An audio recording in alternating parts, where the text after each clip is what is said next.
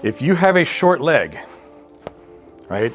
If one leg is shorter than the other, it's gonna affect everything on the way up. And it's gonna get worse as you get older, okay? And then you get a hip replacement. Now, not only is this bone short, also that bone is short. Would you ever put 4 different tires on your car?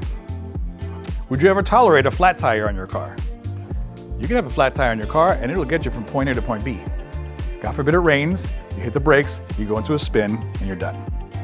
In other words, having one flat tire, the car will still work, but in a dysfunctional way. It'll cause problems, right? Is that gonna solve all their problems? No. Putting someone in a lift because they have one leg shorter than the other will make your treatments more successful. Are they gonna be 100% after that? Absolutely not. They've been like that for 40, 50 years, whatever it is, 30 years, 20 years.